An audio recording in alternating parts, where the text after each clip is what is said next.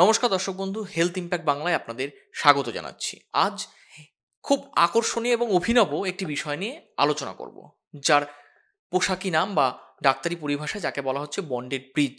কিন্তু এই শব্দবন্ধ কখন কি কারণে আমাদের প্রয়োজন হয়, কাদের প্রয়োজন হয়, সেটা সম্পর্কে আমরা সাধারণ মানুষ, আমজনতা আমরা জানি না। কিন্তু এটা একটা এমন পদ্ধতি, অভিনব পদ্ধতি, যার মাধ্যমে আপনার যদি মুখের ভেতরে মাড়ির মধ্যে কোনো ফাঁকা অংশ থাকে, দুটি দাঁত পার্শ্ববর্তী দুটি দাঁতের সঙ্গে দূরত্ব বেড়ে গিয়েছে এবং মাঝখানে অনেকটা ফাঁকা অংশ রয়েছে, যাকে আমরা অনেক সময় ফোকলা দাঁত বলি, হ্যাঁ, কিংবা কোনো দাঁত পড়ে গিয়েছে, এই ধরনের সমস্যায় অনেক সময় ইমপ্ল্যান্ট করা হয়। কিন্তু এই যে বন্ডেড ব্রিজ শব্দটি বলা হচ্ছে, বিশেষজ্ঞরা বলছেন যে এই পদ্ধতির মাধ্যমে আপনার মাড়ির মধ্যেই একটি দাঁতকে নির্মাণ করা হবে, একটি দাঁত তৈরি করা হবে। কিভাবে এই অভিনব পদ্ধতি সম্পন্ন করা হয়, কারা করবেন, কখন প্রয়োজন হয় এবং কিভাবে করছেন, কি প্রযুক্তি রয়েছে, এতে খরচ কত, এই সম্পর্কে আমরা বিস্তারিত আলোচনা করব।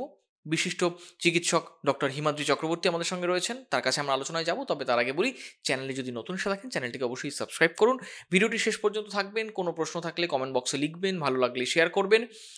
আর আপনাদের জন্য তো আমরা প্রতিনিয়ত স্বাস্থ্য সংক্রান্ত নানা বিষয় নিয়ে আলোচনা করছি, সঙ্গে থাকবেন। আমরা আলোচনা শুরু করছি। ডাক্তারবাবু, হেলথ ইম্প্যাক্ট বাংলায় আপনাকে স্বাগত জানাচ্ছি। আজকে তোমরা আমার এখানে এসেছো অরুণটোড়াতে। আমি ডক্টর হিমাদ্রি চক্রবর্তী, অরুণটোড়ার ক্লিনিক্যাল ডিরেক্টর। আপনাদের সঙ্গে তো আমার এই চ্যানেলে দেখাই হয়। আজকে আরেকবার অভিষেক আমার কাছে এসেছে। আজকে অভিষেক একটা যে টপিক নিয়ে আমরা এটার আগে ডিসকাশন শুরু করেছিলাম, সেটা নিয়ে আজকে আপনাদের সঙ্গে আমরা ডিসকাশন করব। এবার কি জানতে চাইছো বলো আমার কাছে। কিন্তু এই যে আজকে আপনি যেটা বললেন যে বন্ডেড ব্রিজ, এই যে শব্দটা, এটা আমরা জানি না যে এটা কি কারণে করা হয়, কখন করা হয়। কিন্তু কিছুটা যেটা আভাস পাওয়া যাচ্ছে, মুখের মধ্যে যদি ফাঁকা অংশ থাকে, দুটো দাঁত পাশাপাশি জায়গায় দূরত্ব বেড়ে গিয়েছে বা দাঁত পড়ে গিয়েছে, সেখানে ইমপ্ল্যান্ট না করে কখন বন্ডেড ব্রিজ করতে হবে, কেন করতে হবে, কারা করবেন এবং এই বিষয়টাই বা কি, সেটা সম্পর্কে আপনি আমাদের জানান। আচ্ছা, এই শব্দটা বন্ডেড ব্রিজ, এটা ওয়ার্ল্ডের অন্যান্য জায়গাতেও পপুলার হয়েছে, আমাদের এখানেও আস্তে আস্তে পপুলার হচ্ছে। এখন আমরা জানি যে কোনো একটা জায়গায় যদি দাঁত না থাকে, মুখের সামনের দিকে, পেছনের দিকে দাঁত পড়ে গিয়ে থাকে, বা দাঁতের মাঝখানে কোথাও একটা দাঁত সামনের দিকে স্পেশালি মাড়ির রোগ হয়ে গ্যাপ হয়ে গিয়ে থাকে, সেক্ষেত্রে আমরা যেটা করতে পারি যে আহ, আগেকার দিনে তো খোলা পড়ার দাঁত পড়তো, তারপরে ফিক্স দাঁত এলো। ফিক্স দাঁতের ক্ষেত্রে প্রথম দিকের যে ফিক্স দাঁতগুলো, পাশের দাঁতগুলোকে কেটে একটু ছোট করে, সেটাকে আমরা চলতি কথায় আমরা ডাক্তারি পরিভাষায় বলি এফপিডি, ফিক্সড পার্শিয়াল ডেঞ্চার, চলতি কথায় ডেন্টাল ব্রিজ বলা হয়। আর এখন তো ইমপ্ল্যান্ট এসছেই। কিন্তু এই সিচুয়েশনগুলো ছাড়াও একটা সেট অফ সিচুয়েশন, যেটা নিয়ে আমরা খুব বেশি ডিসকাশন করি না, তুমি বললে বলে আজকে ডিসকাশনটা করছি, সেই সিচুয়েশনটাতে যে সলিউশনটা এখন আজকে আমরা ডিসকাস করছি, এইটা একটা ইউনিক সলিউশন। মানে এই টেকনিকটার ইউএসপিটা আমি আস্তে আস্তে বলছি, তাহলে সবাই রিলেট করতে পারবেন। মানে যদি এরকম হয়ে থাকে যে আমার কোনো দাঁত পড়ে গেছে বা দাঁত নড়ে গেছে, এবং সেখানে নড়ে গিয়ে পাশের দাঁতগুলো সরে গিয়ে মাঝখানে একটা গ্যাপ তৈরি হয়েছে, সেক্ষেত্রে আমি কিন্তু কোনো ফিক্সড রেস্টোরেশন করতে পারবো না ইমপ্লান্ট ছাড়া। কারণ ব্রিজ করতে গেলে যে দাঁতের সাপোর্ট লাগে সেই দাঁতগুলোকে তো স্টেবল হতে হবে। এবার পাশের দাঁতগুলো যদি নিজেই নড়ে, তাহলে স্টেবল না হলে কি করে তারা ব্রিজের সাপোর্ট বা অ্যাবাটমেন্ট হিসেবে কাজ করবে। আর ইমপ্লান্ট করার ক্ষেত্রে কিছু কিছু ক্ষেত্রে কিন্তু একটা অসুবিধা আছে। মাড়ির রোগ এতটা বেশি থাকলে অনেক সময় এই পাশের দাঁতগুলোকে রেখে ইমপ্লান্ট করাটা পসিবল হয় না। সেক্ষেত্রে হয়তো পাশের দাঁতগুলোকে একবারে তুলেও ফেলতে হবে, এবং অনেকে যেহেতু ইমপ্লান্ট একটু খরচা সাপেক্ষ ট্রিটমেন্টটাকে একটু ডেফারও করতে চাইছে, সেক্ষেত্রে আমাদের কাছে কী সলিউশন আছে। মানে আমি ইন্ডিকেশনটা তার মানে কী দাঁড়ালো, যে আমার দাঁতের মাঝখানে গ্যাপ আছে, বা একটা দাঁত পড়ে গেছে, বা কোনো কোনো সময় ইভেন দুটো দাঁতও পড়ে গেছে, এবং সেটা মুখের সামনের দিকে, মুখের পেছন দিকে কিন্তু বন্ডেড ব্রিজ এর এখন হচ্ছে। কিন্তু বন্ডেড ব্রিজ সম্পর্কে, মুখের পেছন দিকের দাঁত সম্পর্কে কিন্তু এখনও আমরা অতটা শিওর নই। হয়তো টেকনিক আসবে নেক্সট 1 বছর 2 বছরের মধ্যে, যেখানে আমরা খুব শিওরলি পেছন দিকের দাঁত করতে পারবো। কিন্তু মুখের যে অংশটা আমাদের ভিজিবল, ওপরের সামনের অংশ এবং নিচের সামনের অংশ কিন্তু দারুণ বন্ডেড ব্রিজ করা যায়। সেক্ষেত্রে আমার যেটা অ্যাডিশনাল সুবিধা সেটা হচ্ছে যে, যদি এরকম হয় যে আশেপাশের দাঁতগুলো কিছুটা নড়ছে এবং সে দাঁতের সাপোর্টে আমি ফিক্সড করতে পারছি না, কিন্তু আমি ফিক্সড চাইছি, অথচ আমি ইমপ্লান্ট করাতে চাই না, বা ইমপ্লান্ট করাতে গেলেও সেই দাঁতগুলো তুলে ফেলতে বলছেন ডাক্তারবাবু, সেক্ষেত্রে কিন্তু এই বন্ডেড ব্রিজ যেটা তুমি বলছো সেটার জন্য অ্যাপ্লিকেবল। মানে এই টেকনিকটায় আমার অ্যাডভান্টেজ কি? অ্যাডভান্টেজ হচ্ছে নাম্বার 1 আমি একটা নতুন দাঁত পাচ্ছি, নাম্বার 2 পাশের যে দাঁতগুলো থেকে আমি সাপোর্ট নিতেই পারছি না সেই দাঁতগুলো যে নড়ছে সেই দাঁতগুলোকে ফিক্সও করে দিতে পারছি। তবে হ্যাঁ, একটা কথা মনে রাখবো, এই কথাটা বন্ডেড ব্রিজ নিয়ে আগেও আমি 2-1টা চ্যানেলে বলেছি, তখন একটু কনফিউশন আছে, এই কনফিউশনটা যেন না হয় আমি বলে দিচ্ছি। এরকম যদি হয় যে আমার সব দাঁতই নড়ছে, কোথাও থেকে আমি একদমই স্ট্রং সাপোর্ট পাচ্ছি না, তাহলে কিন্তু বন্ডেড ব্রিজ করতে পারবো না। কিন্তু যদি এরকম হয় যে দুদিকে অ্যাটলিস্ট একটা দাঁতও সাপোর্ট থাকে এবং সামনের আশেপাশের দাঁতগুলো কিছুটা মোবাইল থাকে, সেক্ষেত্রে কিন্তু বন্ডেড ব্রিজ করা পসিবল। আমি বলছি 100টা কেসের মধ্যে প্রায় 75-80% কেসেই করা যাবে।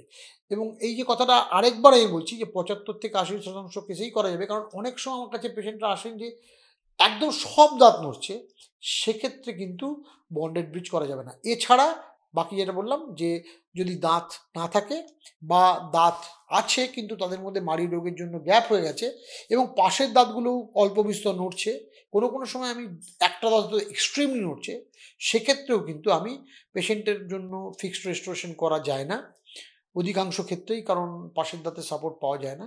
বন্ডেড ব্রিজ করলে কিন্তু এই অ্যাডভান্টেজটা হলো যে আমাকে পাশের দাঁত খুব বেশি কাটতেও হবে না, পাশের দাঁতগুলো ফিক্সড হয়ে যাবে, প্লাস আমি একটা ফিক্সড রিপ্লেসমেন্ট পাচ্ছি। কিন্তু এই ব্রিজটা করতে খুব হাই স্কিল দরকার, কারণ এই যে দাঁতটা আমি বানাবো এটা কিন্তু ইউজুয়ালি আপনারা দেখে থাকবেন যে ব্রিজ, কোনো একটা ব্রিজ করলে বা ইমপ্ল্যান্টের প্রসেসিস করলেও সেটা ল্যাবরেটরি থেকে তৈরি হয়ে আসে, তারপরে মুখে লাগানো হয়। এটা কিন্তু অত্যন্ত ডাক্তারবাবুর স্কিলের ওপর ডিপেন্ড করে, এই কারণে যে এই যে দাঁতটা বলছি, এই দাঁতটা কিন্তু কোনো ল্যাবরেটরিতে তৈরি হয় না। এটা আপনার মুখের মধ্যেই, যে পেশেন্ট তার মুখের মধ্যেই দাঁতের পার্শ্ববর্তী দাঁতের সাইজ, শেপ এবং কালার, মানে হিউ এক্স্যাক্টলি ম্যাচ করে মুখের মধ্যেই বানাতে হবে। অতএব বোঝাই যাচ্ছে যে এটা একটা স্কাল্পটিং ওয়ার্ক, মুখের মধ্যে ডিরেক্টলি করা, সেখানে আইসোলেশন দরকার এবং তার সঙ্গে যেটা দরকার সেটা হচ্ছে যে বানাবেন তার ক্রিয়েটিভিটি এবং ইমাজিনেশন, সেন্স অফ ইমাজিনেশন এবং তার আর্টিস্টটিও খুব দরকার। যেরকম মানে জিনিসটা তো সায়েন্টিফিক্যালি করতেই হবে, যে কোনো বন্ডিং টুথ তো একদমই সায়েন্স, পাশেরগুলোকে কম্পোজিট রেজিন দিয়ে বন্ড করতে হয়, কিন্তু তার সঙ্গে তার একটা আর্টিস্টিক স্কিলও দরকার, যে দাঁতটা যে বানাবে সেই দাঁতটা যেন এক্স্যাক্টলি দেখতে পাশের দাঁতের মতন হয়, সেটা শেপ, সাইজ এবং কালারে হুবহু ম্যাচ করে। অতএব বোঝা যাচ্ছে যে বন্ডেড ব্রিজ বানানোটা একটা বেশ স্কিলফুল এবং সায়েন্টিফিক অ্যাপ্রোচ। সেই জন্যই হয়তো ওয়ার্ল্ড ওভার পিক আপ করতে একটু দেরি হচ্ছে, কারণ সবার তো স্কিল ডেভেলপমেন্টটা ইকুয়ালি হয় না, তো একটা বড় লার্নিং কার্ভ আছে। এবং আমারও শিখতে অনেক দিন সময় লেগেছে। আমি বন্ডেড ব্রিজ করছি এদেশে তো প্রায় বছর 8-9, তার আগে বাইরেও ট্রেন্ড হয়েছি, কিন্তু যেহেতু এই পার্টটা আমাদের কারিকুলামে নেই, এই পার্টটা জেনারেলি শেখানো হয় না, সেই জন্য একটু অসুবিধা হয়, কিন্তু জিনিসটা কিন্তু প্রচণ্ড রিওয়ার্ডিং। এবং যাদের আমি বন্ডেড ব্রিজ করছি, আমি তো অনেক বন্ডেড ব্রিজ করি, পেশেন্টরা কিন্তু প্রচণ্ড খুশি হন। মানে ট্রিটমেন্টটা যখন শেষ হয় তারা মাঝে মাঝে সামনে আয়না নিয়ে বা মুখ দেখে বিশ্বাসই করতে পারে না যে মুখটা এরকম হয়ে গেছে, এবং আমি সঙ্গে অন চেয়ার বলি যে আপনি ধরে দেখে নিন যে জিনিসটা দাঁতটা শক্ত হয়ে গেছে কিনা। এরকমও হয়েছে, এটা বিশ্বাস করবেন কি জানি না, আমি পেশেন্টের স্ত্রীকে ডেকেছি, ডেকে বলেছি এটা করেছি, আমি বললাম কোন দাঁতটা বলুন তো, উনি আমাকে একটা অন্য দাঁত দেখাচ্ছেন, বলছে এই দাঁতটা করলেন না তো, মানে পেশেন্ট সম্পূর্ণ ওনার স্ত্রী বললাম আরে আপনারই স্বামী রোজ দেখছেন, মানে বলছি ও এই দাঁতটা আমি তো ঠিক বুঝতে পারিনি, একটা অন্য দাঁত দেখাচ্ছে, মানে it has happen to me. অতএব বন্ডেড ব্রিজ করলে কিন্তু এটা একটা বক্তব্য যে জিনিসটা, তবে হ্যাঁ লোয়ার অ্যান্টেরিয়ার সবচেয়ে বেশি বন্ডেড ব্রিজ করি, আপার অ্যান্টেরিয়ারও ব্রিজ করি। তবে আমি বলে দিলাম কোন ক্ষেত্রে বন্ডেড ব্রিজ করতে একটু ডিফিকাল্টি আছে, সেটা হচ্ছে মুখের পেছন দিকের দাঁতের ক্ষেত্রে বন্ডেড ব্রিজ খুব একটা বেশি কাজ করে না। আর এইটা হচ্ছে আরেকটা এটা বলার, সেটা হচ্ছে যে অনেক সময় হয় যে পেশেন্টের এক্সট্রিম মোবিলিটি আছে এবং প্রচণ্ড রকম ইনফেকশন আছে, যেখানে বারবার দাঁতকে হাইজিন করার পরেও মাড়ি ফুলে উঠছে, রক্ত পড়ছে, করা যায় না, সেক্ষেত্রে কিন্তু বন্ডেড ব্রিজ করলে যেটা প্রবলেম আমি দেখেছি আমার জীবনে 2-1টি ক্ষেত্রে হয়েছে যেখানে কেস সিলেকশন একটু গন্ডগোল হয়েছে, সেক্ষেত্রে বন্ড করা অবস্থা বন্ডিংটি ভাঙেনি, সব কটা দাঁত খুলে পড়ে গেছে, এরকম সিচুয়েশন কিন্তু খুব কম।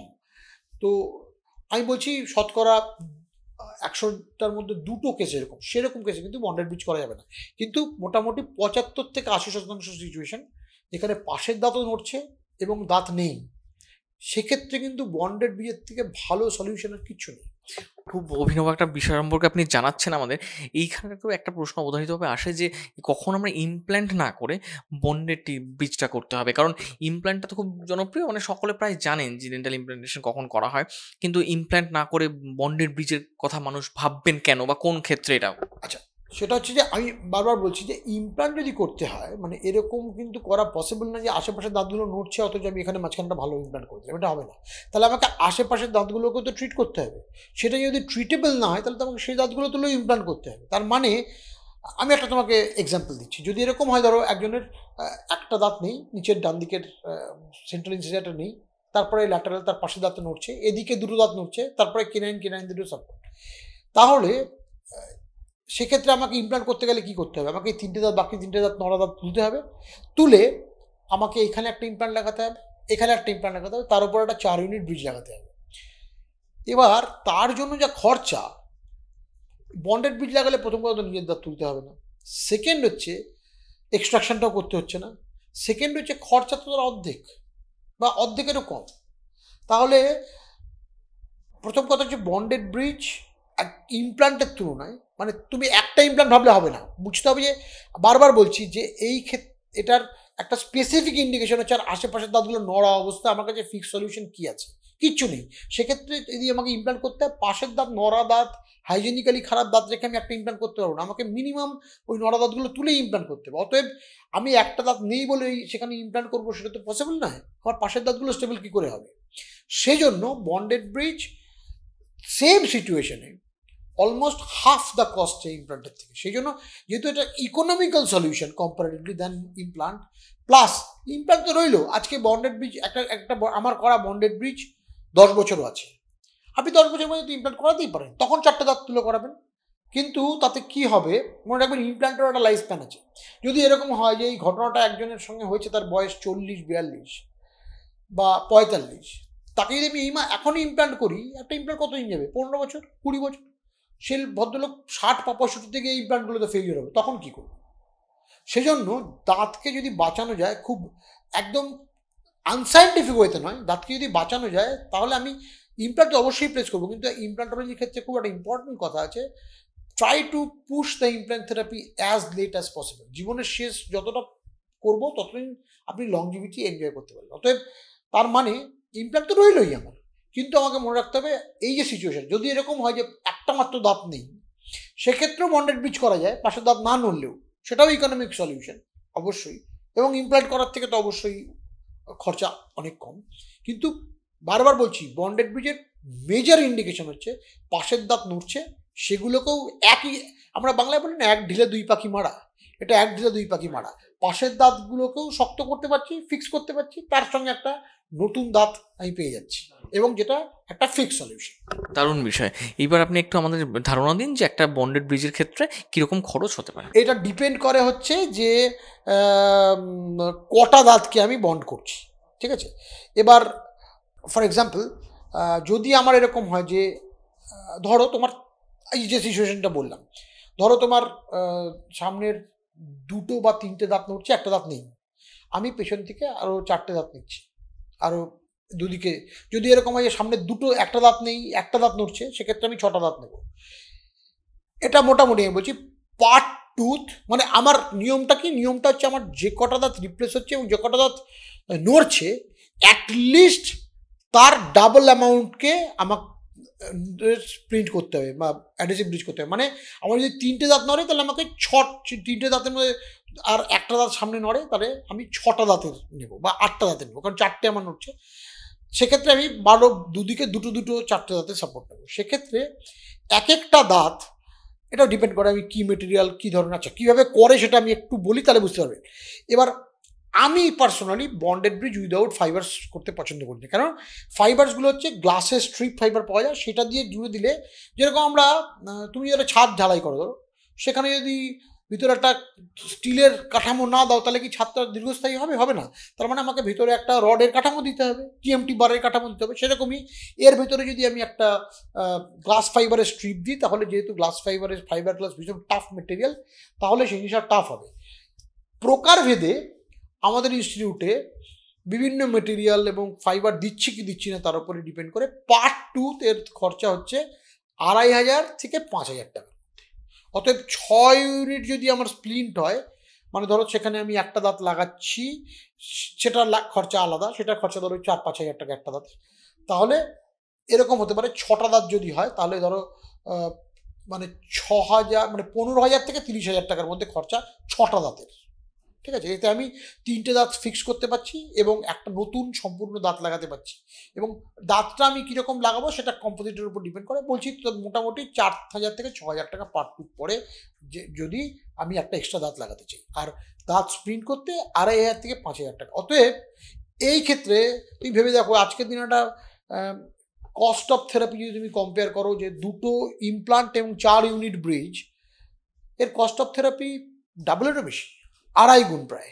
ঠিক আছে, অতএব আমাদের মনে রাখতে হবে এইটা যেহেতু একটা ইউনিক সলিউশন। একটাই অসুবিধা, যে জিনিসটা যেহেতু পপুলার না, তুমি বলছো না যে আমরা খুব একটা বেশি শুনিনি, লোকের কাছে জিনিসটা আনো। তুমি আমার এই ভিডিওটা জানাচ্ছ বলে তোমার চ্যানেলের থ্রুতে আমি লোককে জানাচ্ছি যে এরকম একটা টেকনিক এসছে। সবাই যদি মনে করেন যে আপনারা এই ভিডিওটা দেখে ইন্টারেস্টেড হয়ে কোথাও সার্চ করবেন, গুগলের বারে গিয়ে রেজিন বন্ডেড ব্রিজ এটা টাইপ করুন। রেজিন বন্ডেড ব্রিজ টাইপ করে দেখুন, গুগল করুন, সেখানে ছবি পাবেন, টেকনিক পাবেন। যেহেতু জিনিসটা আমরা একটু কম জানি, আমাদের এই পৃথিবীর এই অংশে একটু কম করা হয়, তাই খুব পপুলার নয়। আশা করি যদি আমার এই ভিডিওটা দেখে আপনারা ইন্টারেস্টেড হন, আশা করি নেক্সট 6 মাস, 1 বছর, 2 বছরে জিনিসটা পপুলার হয়ে যাবে। কিন্তু এটা কিন্তু টুথ রিপ্লেসমেন্ট সলিউশন হিসেবে আজকের পৃথিবীতে খুব অ্যাডভান্স একটা সলিউশন। কারণ bonded restoration, bonded dentistry last 1 ডেকেডে খুব প্রলিফারেট করেছে এবং আশা করি নেক্সট 5 বছর থেকে 10 বছরের মধ্যে আরও প্রলিফারেট করবে। কিন্তু এটা কিন্তু গেম চেঞ্জার। আমি অ্যাবসলিউটলি বলছি, যারা tooth replacement solution with mobility, মানে দাঁত নড়ছে এবং তার সঙ্গে আমার দাঁত চাই, এটা নিয়ে ভাবছেন, bonded bridge is one of the best. আর এর যা ইউএসপি, এটা বাকি কোনো টেকনিকের এই মুহূর্তে নেই। অনেক ধন্যবাদ ডাক্তারবাবু। আসলে দর্শক বন্ধু, আপনারা তাহলে একটা জিনিস আপনাদের কাছে স্পষ্ট হলো যে নড়বড়ে দাঁত এবং দাঁত নেই মাড়িতে, কোনো ফাঁকা দাঁত, কোনো ফাঁকা অংশ, সেই অংশে একটা নতুন দাঁত চাইছেন, সেই সঙ্গে ফাঁকা দাঁত, নড়বড়ে দাঁতগুলোর একটা মেরামতি চাইছেন। সেক্ষেত্রে কিন্তু আপনার জন্য এই নতুন যে প্রযুক্তি, নতুন যে চিকিৎসা, অত্যাধুনিক যে চিকিৎসা, সেটা আপনাদের জন্য রয়েছে বন্ডেড ব্রিজ। এই সলিউশন আপনারা ব্যবহার করতে পারেন। আশা করি এই নতুন পদ্ধতির চিকিৎসা দাঁতের স্বাস্থ্য উন্নত করতে এবং দাঁতের চিকিৎসায় একটা বড় পদক্ষেপ হিসেবে ধরা দেবে। আপনারা যদি এ বিষয়ে অন্য কোনো কিছু জানতে চান বা অন্য কোনো প্রশ্ন থাকে, অবশ্যই আমাদের কমেন্ট বক্সে লিখে জানান। পরবর্তীতে এই বিষয়ে আমরা আবার আলোচনা করব। আজকের মতো এই আলোচনা এখানেই শেষ করছি। ভালো থাকবেন, সুস্থ থাকবেন। ধন্যবাদ।